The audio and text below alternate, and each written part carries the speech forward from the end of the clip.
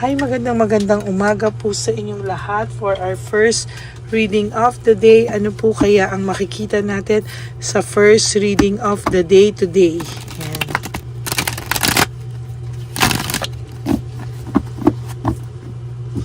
Okay, pili po tayo ng 10. 1, 2, 3, 4, 5, 6, 7, 8, 9, and 10.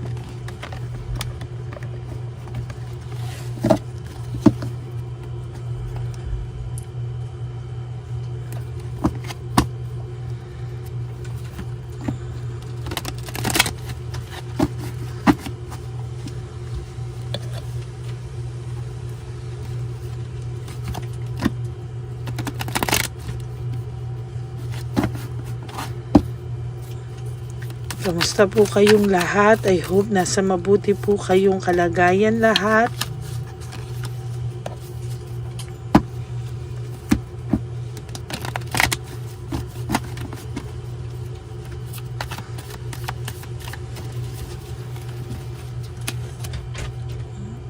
Ayan.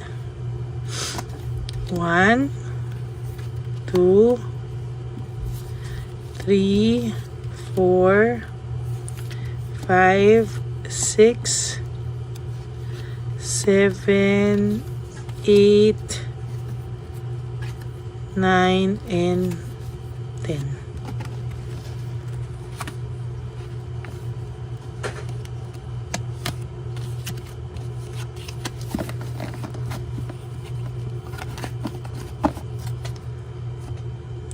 Okay.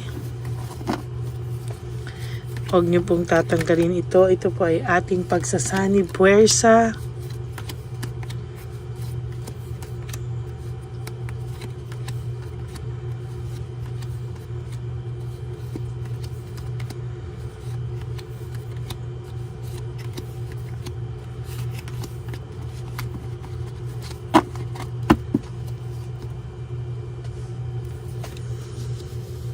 Control and compassion. Ngayon po siguro ay siya po ay kinokontrol niya lang po lahat ng kanyang feelings. As of this very moment, ang tao pong ito ay talagang nagko-control lang po ng kanyang emotions, ng kanyang feelings. Maybe kinokontrol niya po kung ano yung kanyang mararamdaman. Ano? May pagmamahal po ito sa inyo, pero kinokontrol niya po because for some reasons, ayaw niya pong mapahiya at ayaw niya pong ma-realize mo na hindi niya rin po kayang mawala ka. Somehow, ang person na ito, kahit po nagsisisi siya, kinokontrol niya po ang pakiramdam niya, kung papaano po siya magre-react at kung papaano niya po dadalhin ang mga ganitong klaseng emosyon. Ano? Kayang-kaya niya pong mag-pretend, kayang-kaya niya pong kontrolin yung emotions niya. To be honest with you, pinipigilan niya po yung emotions niya at talagang, ayan o, weakness and manipulation. Talaga pong hinahawakan niya po yung kanyang feelings, hinahawakan niya po yung, kinokontrol niya po lahat sa kanya, to be honest with you. No? Ayaw niya man pong gawin ito pero parang wala po siyang choice eh. Parang gusto niya pong ipakita or gusto niya pong malaman mo na kahit papano nagmo-move on daw po siya sa buhay niya. Somehow, I feel natatawa po ako sa person na to kasi talagang imbis na magpakita siya ng parang gusto ko sana na magpakumbaba siya, ayusin niya, pero hindi eh. Para pong napaka-immature niya, mas gusto niya pa po na mas gusto niya pa pong kontrolin at magpretend, ano, para po hindi mo raw mahalata kung ano po yung totoong pakiramdam ng taong ito. Sa totoo lang, no? Sa totoo lang, ang gusto po ng taong ito so far ay makaramdam ng matinding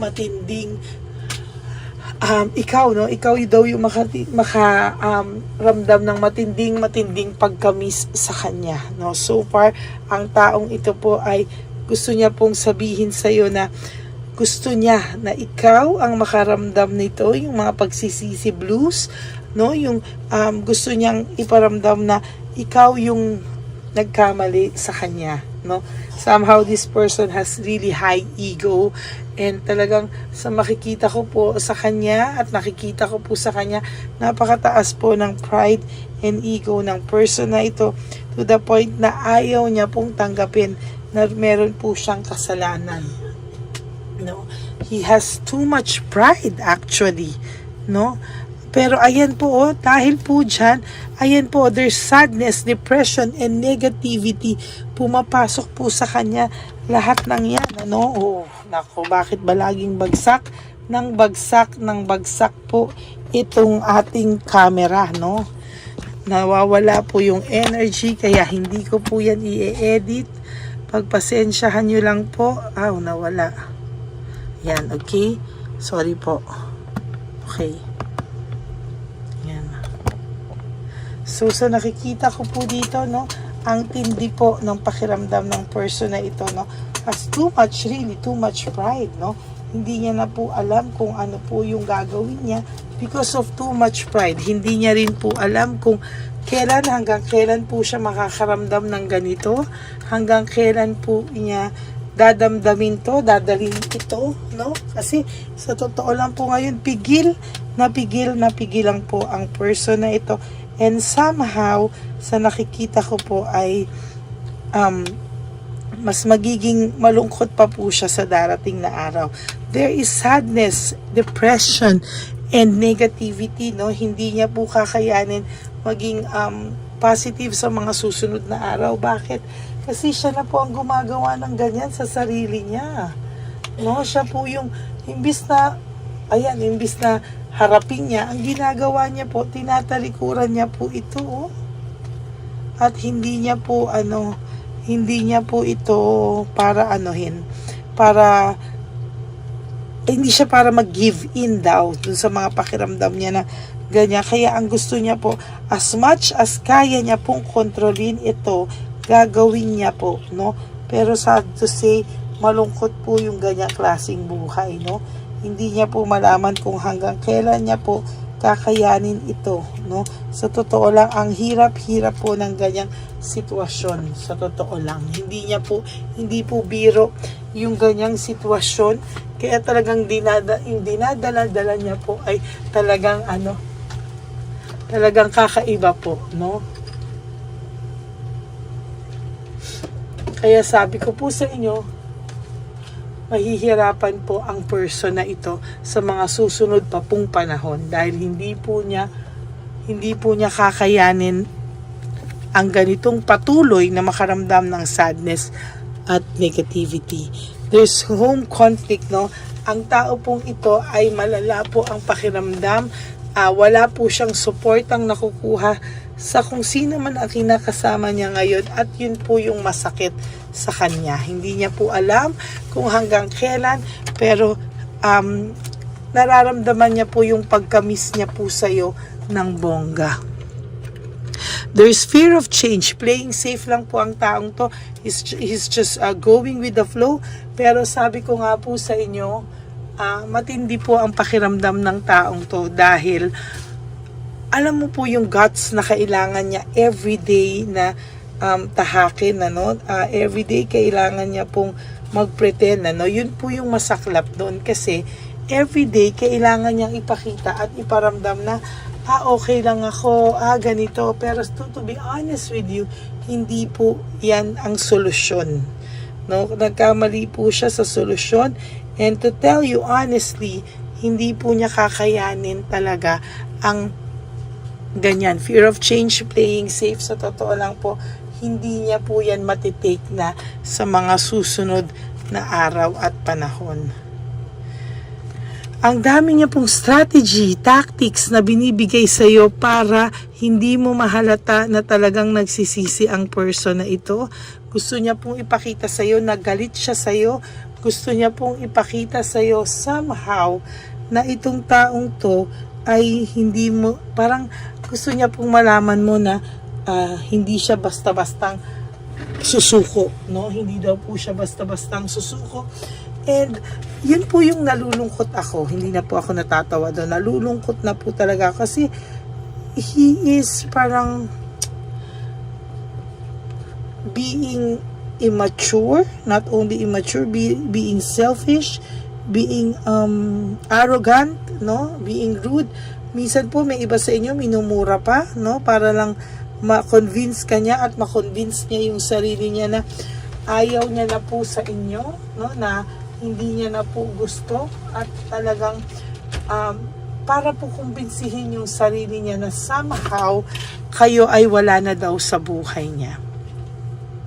Lahat yan ay impulsive. Minsan po hindi mo po alam kung ano po ang kung hindi mo po alam kung bakit daw, no? Kung bakit ganito yung mga decision niya. Somehow very very immature po ang taong ito. At sa totoo lang po nasasaktan din po siya, pero kaya niya po mag-control no? Talagang yung antigas po niya, no? So sobrang tigas niya po, siya po mismo hirap na hirap, no? Hirap na hirap po siyang i-maintain. Hindi niya po alam hanggang kailan niya po kayang hindi niya po alam hanggang kailan niya po kakayanin panindigan ito, hanggang kailan niya po kakayanin na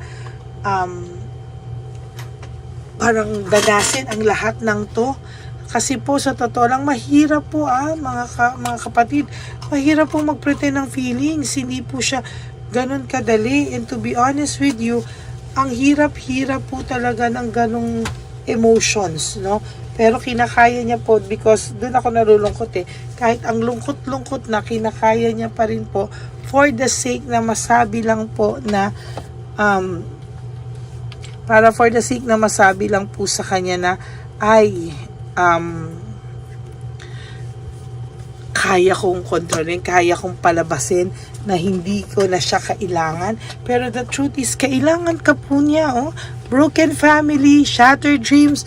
Talaga pong sinasabi ko sa inyo na kinakaya niya lang po na wala ka sa buhay niya. Pero araw-araw niya pong dala-dala yung bigat na yan, ano? Diyan po ako nalulungkot sa kanya kasi hanggang kailan niya titiisin ang lahat ng ito. Hindi niya po alam hanggang kailan, pero sabi niya hanggang kakayanin niya, pipilitin niya daw po, no? Na huwag ipahalata sa'yo, pipilitin niya po na magmatigas, at pipilitin niya po sa abot ng makakaya niya na huwag daw po kayong makahalata. Diyan po ako nalulungkot. Kasi somehow, ang lungkot-lungkot ng ganyang buhay, nahihirapan kayong pareho, no? Tapos nakakasakit din siya kasi yung third party, ang akala ng third party mahal siya. Ang akala ng third party okay sila. Pero the truth is hindi po no? Ginagamit nila yung third party for whatever reason, ano? Hindi po talaga yung totoong pagmamahal yan, ano? Sinasabi ko po sa inyo, at yan po yung masakit sa kanya. Greediness, no, and possessiveness. Yung pagiging greedy niya po ay hindi na po tama, no? Hindi na po tama. And so far sa nakikita ko po, mas malala pa po yung mangyayari sa mga susunod na panahon. Kasi po, the more po na kinakaya niya yung ganyan, the more na pinipilit niyang i-convince yung sarili niya na hindi siya affected, the more niya pong marirealize na affected po siya sa totoo lang, no? Affected po siya at mas magiging affected pa po siya sa mga susunod na araw sa buhay niya. At yun po yung nakakalungkot. No, nalulungkot po ako kasi somehow hindi niya po akalain na ganun po yung magiging takbo ng buhay niya. Hindi niya po alam no? Hindi niya naman po kasi nakikita yung mga mangyayari. Pero so far sasabihin ko po sa iyo yung totoo, mahihirapan po siya sa mga susunod pang panahon. No? Sa totoo lang po, sa nakikita ko po ay marami pong mangyayari pa na masasaktan pa po siya, pati sarili niya na po, masasaktan niya po kasi po, napakataas ng ego and pride niya na siya rin po ang maaapektuhan sa mga susunod na panahon. Yan po yung masaklap doon, no? Siya rin po yung maaapektuhan, kaya ganyan po ang mga mangyayari sa susunod na panahon. Leaving home, making decision, no, iniwanan ka niya, nagdesisyon siya, pero lahat ngayon ay false success. Living beyond means, kung akala mo po ang taong ito ay maayos ang buhay, lahat po yan ay nagtatago sa pagpipretend lamang. Reversal of failure, ikaw po ay totoong makaka-recover sa susunod na mga araw. Maybe ngayon, nahihirapan ka pa po. Maybe ngayon, hindi mo po akalain kung ano-ano po yung mga pwedeng mangyari. Pero sa susunod po, I tell you, no, hindi po yan magiging madali para sa inyong pareho, pero mas makaka-move on ka po. Bakit? Kasi po, mas makaka-move on ka po dahil sa totoo ka sa nararamdaman mo, no? Iniinda mo, dinadaanan mo, and to tell you honestly, mas madali po ang magiging process sa'yo, proseso at progress mo sa mga darating na panahon. Hindi ka po mahihirapan ng sobra-sobra. There's a clarity, makakapag-isip po ikaw ng mas maayos, and you will have a self-acceptance in the near future, no? Matatanggap mo po kung ano ang nangyari sa inyo, ngunit siya ay mananatiling nakahang sa kanyang pagpe-pretend, no? Yun ang hindi maganda. Mananatili siya sa galit, no? Panay-panay pagkagalit, panay mai-stuck yun ang tamang term. Mai-stuck po siya sa galit at sa depression. Yan ang masaklap kasi hindi niya sinasabi po kung ano yung totoo, no? And there will come a time you can recover from this, no? Magkakaroon ka ng malaking improvement sa buhay mo, at sa nakikita ko po ay mas magiging maayos ka pa sa mga susunod na panahon sa buhay mo, no? Hindi katulad nung iba na katulad niya na pretend pero ayan po, no? Parang wala nang kinaanuhan. Hina-avoid mo po yung conflict in a way na hinaharap mo yung mga problema mo. Hindi po katulad niya, ina-avoid niya yung conflict to pretension, no? Pagpe-pretend, no? Hindi po kasi maganda na nagpe-pretend na ng pre-pretend. Pero sa totoo lang, makikita mo sa future po, mahirap po kasi hindi naman po niya alam kung ano po yung mga susunod na kaganapan sa buhay niya, no? Mas mahirap po yun kasi to tell you honestly, hindi po siya matatahimik, no? Most of the time, lalo po siyang maguguluhan sa buhay niya. Yan, siya po ang makaka-burnout and overstress sa sarili niya. Burnout and overstress po ang kahihinatnan ng taong ito hanggang hindi niya po tinatanggap kung ano po ang totoong pakiramdam niya o feelings niya sa mga susunod pong araw sa buhay niya, no? Mahihirapan po siya, and to tell you honestly, hindi po ganun kadali ang mga mararamdaman niya po sa susunod. Mababurnout and overstress po siya. Bakit? Kasi po, ang hirap po nung dala mo araw-araw yung bigat ng kalooban, ano? Tapos, akala mo, pinapakita mo sa mga tao na okay ka na, hindi ka na affected, pero somehow, you are over affected, no? Talagang affected po siya sa nangyayari sa inyo, and somehow, tinatry niya lang pong pagtakpan lahat, no? At pigilan ang lahat. Sometimes, yung pagpipigil, meron po yung hangganan kung nakakabuti pa o nakakasama yung pagpipigil niya sa sarili niya. And most of the time sa ngayon, I will tell you, hindi po nakakabuti sa kanya ang pagpe-pretend niya, no? Minsan po nakakasama pa po yung pagpe-pretend niya. Minsan akala niya nakakabuti, pero ang hindi niya po alam is nakakasama pa po ito sa kanya. And sa nangyayari po sa ngayon, ayan, talagang napasama pa po ang pagpe-pretend niya sa buhay niya, no? And for your last card, there will be difficulties sa kanya sa mga susunod pang araw, weeks, buwan, no? Sa totoo lang po ay mahihirapan pa po tayo, no? nahihirapan pa po siya at mahihirapan ka din in a way dahil mag-aayos ka po ng buhay mo, no? Ituloy mo po yung buhay mo. Kailangan mawala ka ng parang bula sa taong ito para ma-realize niya po yung self-value mo, yung worth mo na hindi niya po inisip, no, nung ginagawa niya po yung mga bagay na yan sa buhay niya.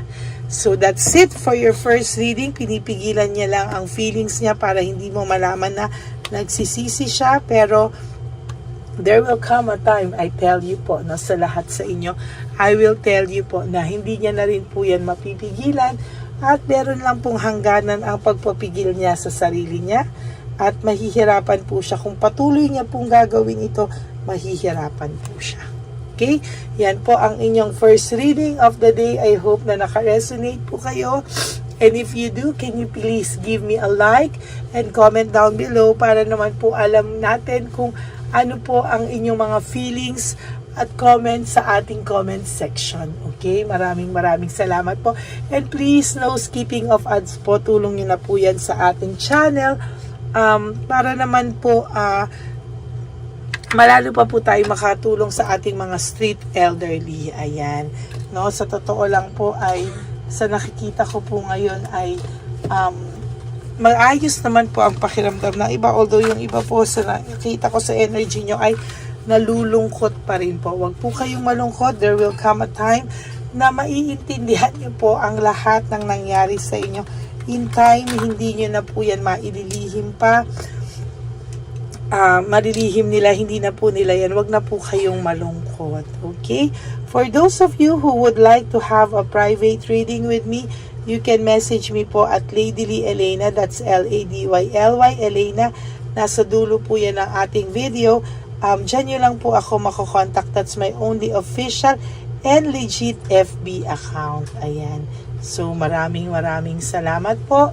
At ang aking pong bilin, please, wag po kayo malulungkot dahil life is so short. Don't make it shorter by stressing yourself from all the pains and heartaches na binigay sa inyo ng kahapon. Just surrender everything to the divine universe and just let go and let God write your life and love story.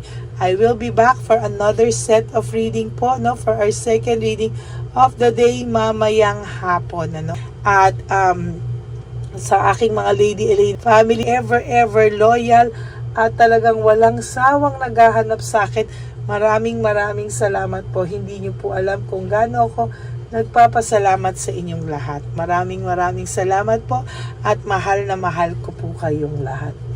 And of course, for those of you that will give me a super thanks for this video, I would really love and appreciate that from the bottom of my heart. Lalo na po ngayon na magbibigay po tayo street elderly. Sana po ay makatulong po tayong lahat. Maraming salamat po. At yan po yung sa super thanks natin. Thank you from the bottom of my heart. Ayan. So kayo na po ay mag-ingat. Bawal po ang stress. Just live one day at a time, mga kapatid. Huwag niyo pong istresin ang inyong mga sarili. At darating po ang inyong mga kasagutan sa araw at oras na hindi nyo na po yan hinihintay. Maraming salamat po. God bless you all and I will be back for another set of reading mamayang hapon. I love you all and God bless you all. Bye!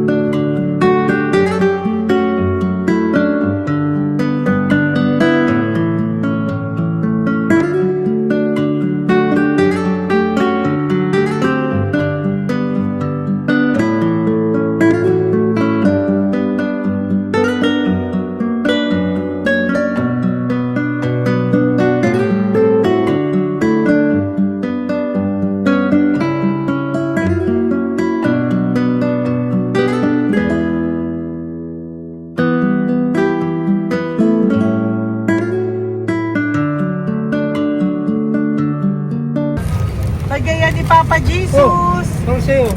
Ito pa nung. Go ahead. Pera. Wala na, that's it. Ito po pera. Ito pa pera, oh. Bigayan ni Papa Jesus. Kain mo yan, ha? Jesus yan. Wala ka ng pera dyan, ha? Okay lang kami, okay lang kami. Para sa iyo yan, para sa iyo. Naman yan ang isip niyo. Pagkain mo yan, ha? Saan ka pa? Bye-bye. Yung pagkain mo kunit. Nga po ito. Bakit? Lagay mo lang po dito. Pati po. Taga po, may bibigay lang po kami sa'yo. Bigay po ni Papa Jesus.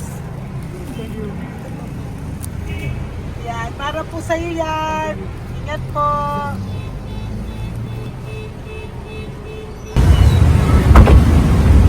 Magandang tanghali po. May bigay po si Papa Jesus sa inyo. Salamat po. Salamat po. Ito po. Salamat Tigisa po kayo sa Ampaw. Thank you po. God bless po, nanay. Apo. Pangalaman po. God bless.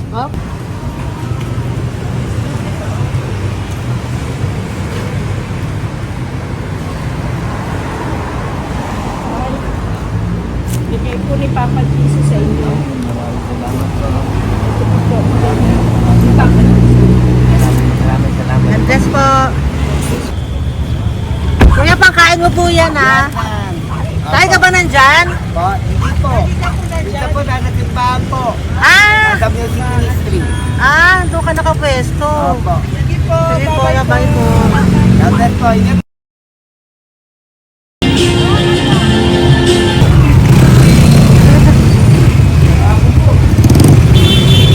Pagkait po ni Papa Jesus.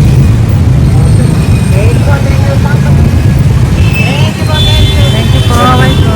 Meron pa eh. Bigay po ni Papa Jesus.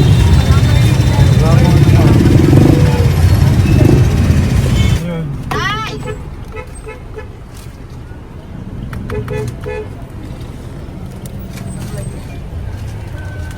Yun. Day, para sa iyo po, bigay po ni Papa Jesus. Papa Jesus, eh. Day, bye-bye. God bless po, God bless. Para sa iyo po, bigay po ni Papa Jesus. Ayan po, bigay po yan sa ni Papa Jesus. Thank you po. Amen.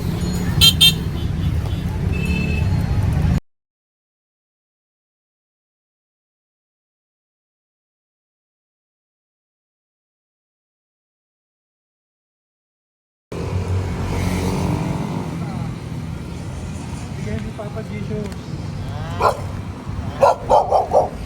Kaya pagkain ato ko, ah. Madami mong aso, kuya. Alaga mo lahat yan? O, nagkait. Kuya, size yan. Nasaan yung iba? Kalagala. Ay, talaga? Salamat po. Kalagala ko. E, paano pagkain yan, kuya? Saan mo kinukuha? Sa tambay ko. Lahat. Ang dami. Ang dami niya pong aso. Po. Oy, ang daming aso ni kuya. Sais. May nagbibigay sa inyo pagkain. Nangangalakal ako. Okay po. Tapos, Kaya mo kuya, pag nadaan ako, bibigyan kita ng dog food dito, ha? oo. Dito ka lang ba lagi? Oo, dito ako lang tutulog. Okay po, sige. Okay po. Marami din akong aso sa bahay, eh. Salamat po. Okay po. Isa. Kuya, pangkain mo yan, kuya.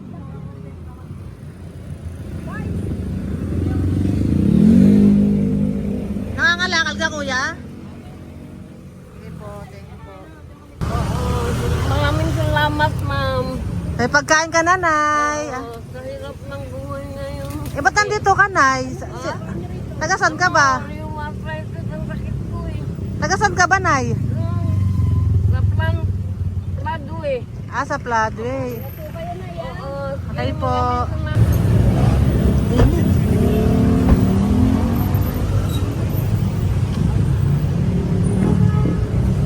Nay! Bibigay ako sa'yo. Matandaan mo na ako. Ito. Hapon po. Si tatay. Si tatay. Thank you, Nay. Habay po.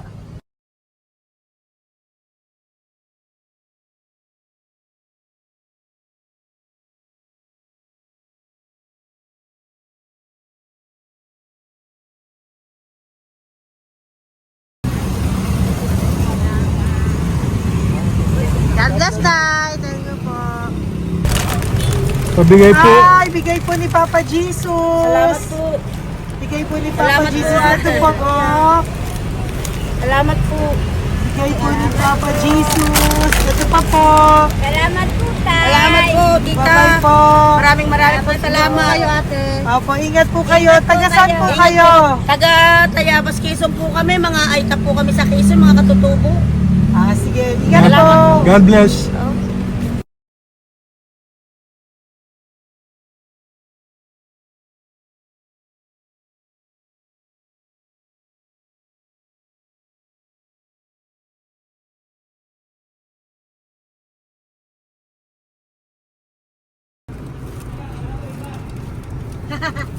Tay, Tinatawag niya bigay po ni Papa Jesus. Thank you po. Ayan po. Sobrang Ang sipag mo naman, tay. sipag nyo naman po. Kanina po kasi, taglagas ngayon, taglagas. O, pang merienda nyo po yan, Sige po, ha? salamat po sa inyo. Tapos yung road bags po, Kala ko uwi sino nyo po. binubusinahan niya eh. Sige Thank po, you na bye-bye po. Thank you po, salamat po, bye-bye.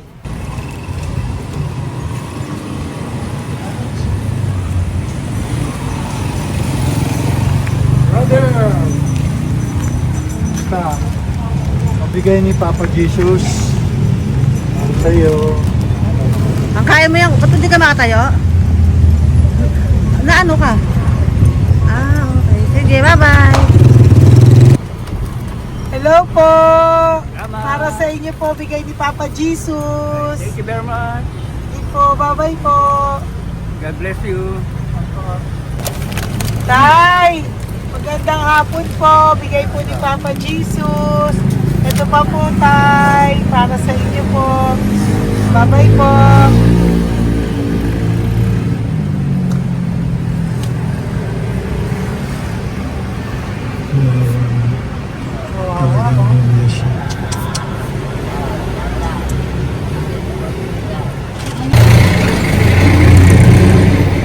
Ate.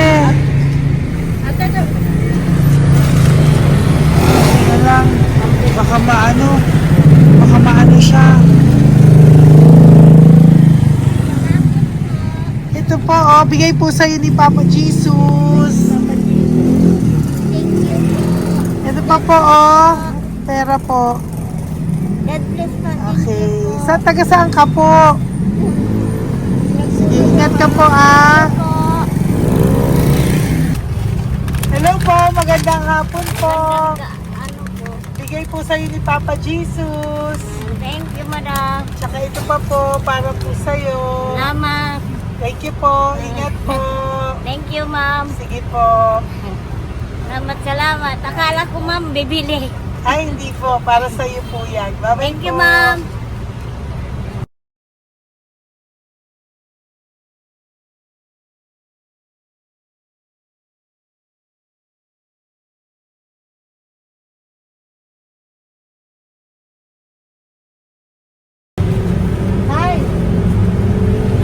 Hirap na hirap. Bibigay po ako ng goso. Hirap na hirap Dito siya. po tayo, dito sa kabila. Hindi mo siya lies pa yan. Kawawa naman. Ay, magandang araw po. Oh, Lord. Bigay po ni Papa Jesus. Ito po, ano yung pantagdag po. Pagdagdag po, bigay po ni Papa Jesus. Thank you po. Thank you po. Kawawa naman. Diyos ko, hindi na siya makaano po.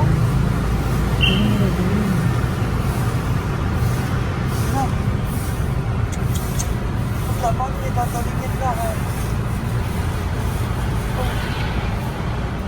Ano kami yun, nalilito ko lang. Siyempre, ang bigat niyan.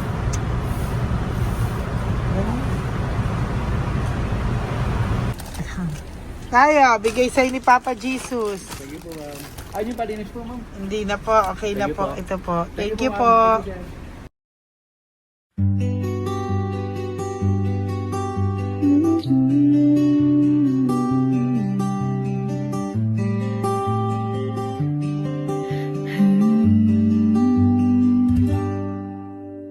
Nasa panahon ako ng kalungkutan, panahon na hindi ko alam ang gagawin.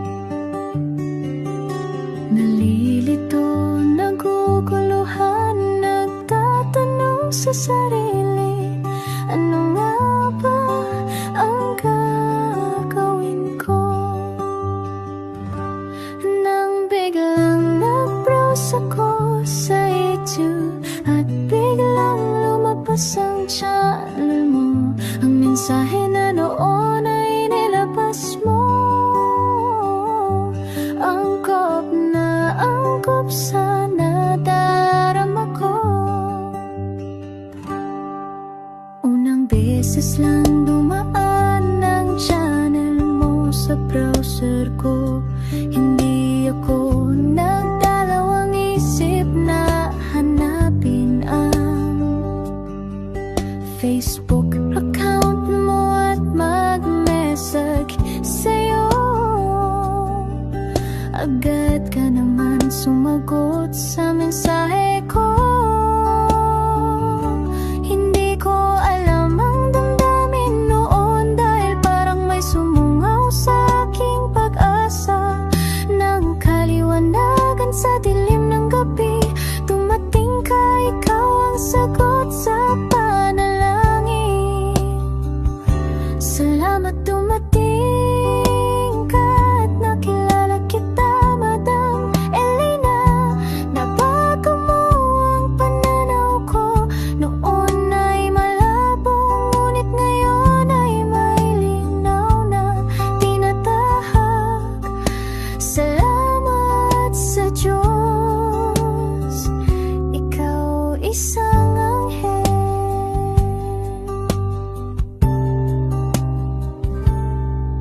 na inihulog sa lupa upang kami ay tulungan na magkaroon ng linaw sa buhay. Pinadaan sa'yo ang mensahe na nais iparating ng ating lumikha. Salamat sa buhay mo at sa pagdating sa buhay ko, dahil ikaw ang nagbigay ng liwanag. Nawa'y magpatuloy ka sa iyong misyon. Sa puso namin nariyan ka, Madam Elena.